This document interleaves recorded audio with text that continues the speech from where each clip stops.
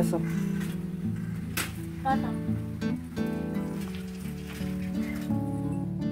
সুপ্রভাত বন্ধুরা, কেমন আছো?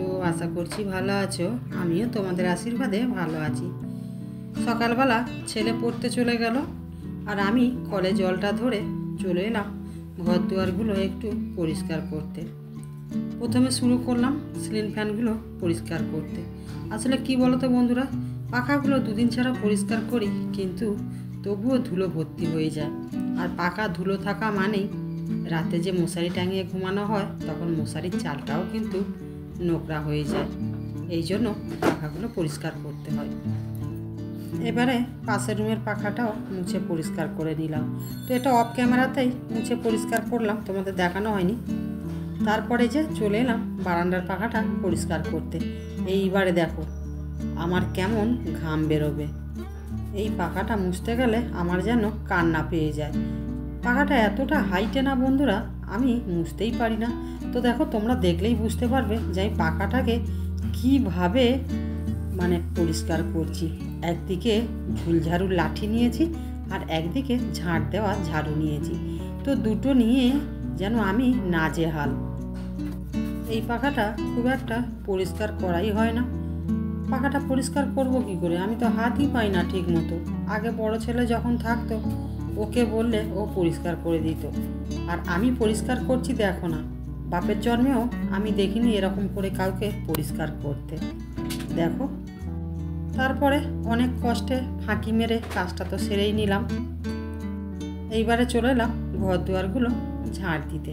আজকের আবার বারে বৃহস্পতিবার। ঝুলগুলো ঝেড়েছি যেহেতু, ভালো করে একটু ঝাঁট দিয়ে পরিষ্কার করে নিই। তারপরে ঘর দুয়ারগুলো আবার মুছামুছি করতে হবে।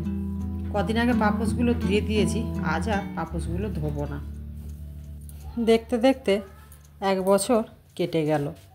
দিনগুলো যে কিভাবে চলে যায় বোঝাই যায় না। যেন মনে হয় দুর্গাপুজো এই তো কদিন আগে হলো, আবার এত তাড়াতাড়ি দুর্গাপুজো চলে এলো।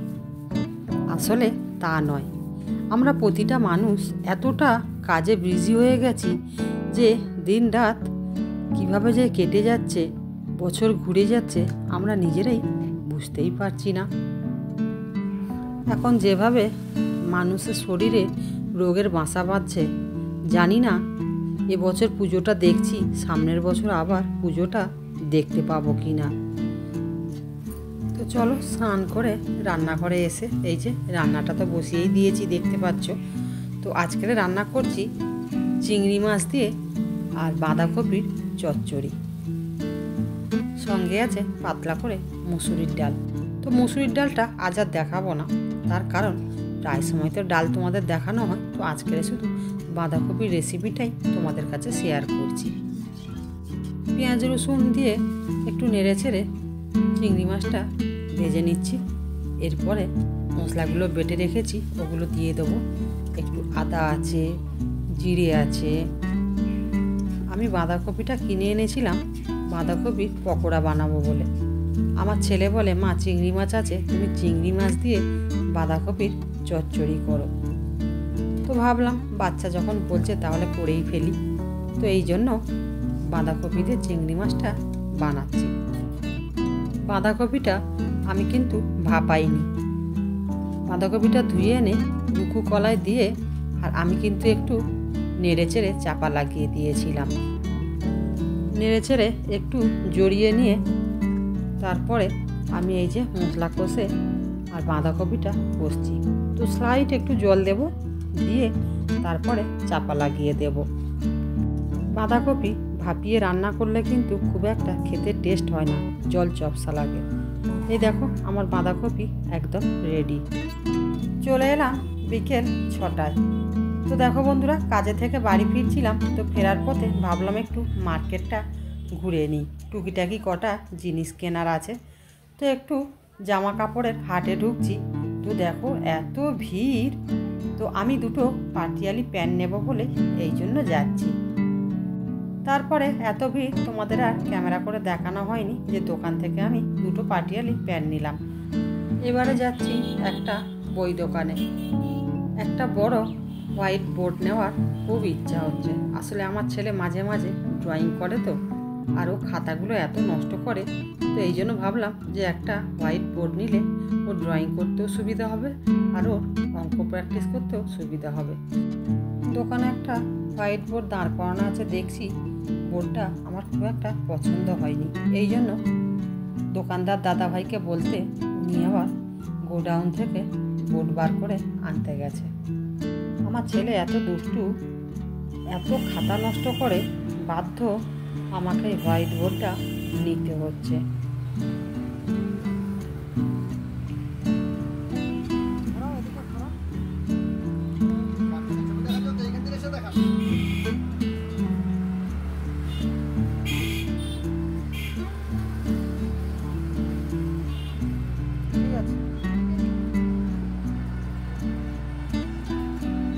বোর্ডটা নিয়ে আর এই যে বাড়ির দিকে রওনা দিলাম। আর রাস্তায় কেমন ভিড় দেখো বন্ধুরা, সন্ধে হয়ে গেছে, এখনও মানুষ মার্কেটিং করতে ছাড়ছে না। আর তার সঙ্গে গাড়িগুলোরও আওয়াজ প্রচুর, দেখো একটুও বিরাম নেই। আমি ক্যামেরা করছি, আমার তো এতটাই রিস্ক হয়ে যাচ্ছে যে আমি যদি একটু নজর করে না হাঁটাচলা করি, বাই চান্স কোনো রকম দুর্ঘটনা ঘটে যেতে পারে। তো যাই হোক, এবারে একটু মুদি দোকানে ঢুকবো, কিছু বাজার করব। তারপরে চলে এলাম মুদি দোকানে। তো এই যে কিছু মুদি বাজার করে নিচ্ছি।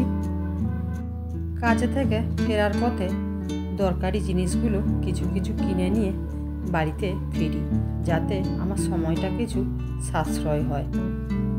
এক্সট্রা তো সময় বার করাই যায় না। তারপরে বাড়িতে এলাম, আমার ছেলে তো খুব খুশি। তো দেখো বোর্ডটা খুলছে কেমন।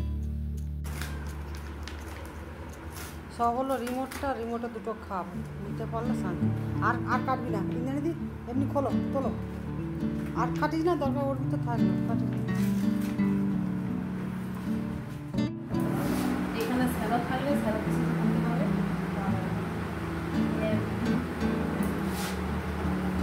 কি জামাটা ছোট ছোট যে জামা কাপড়ের মারা যে ক্লিপ, তাই ওই ক্লিপ হবে।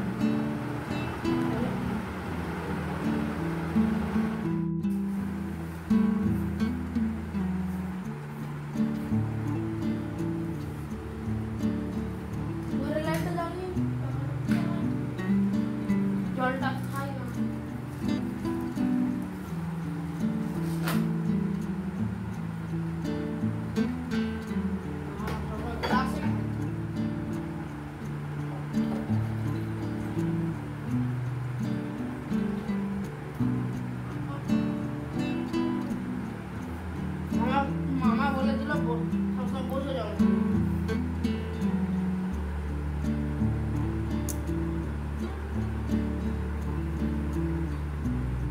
তো বন্ধুরা, অনেক কিছু তো কেনাকাটা করেছি আর তোমাদের কাছে শেয়ারও করলাম।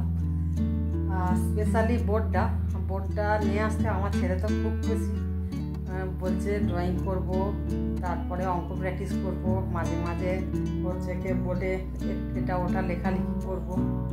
তো আমি বললাম হ্যাঁ বাবা তুমি করো, কিন্তু আমার খাতাগুলো যতটা পারবে একটু কম নষ্ট করার চেষ্টা করো। তো যাই হোক, তো ভিডিওটা আজ আর বাড়াবো না, ভিডিওটা এই পর্যন্ত থাক। তো চলো দেখা হবে আবার একটা নতুন ভিডিওতে। আর ভিডিওটা কেমন লাগলো অবশ্যই কমেন্ট করে জানিও। তো এখনের মতো রাখছি, গুড নাইট, টাটা।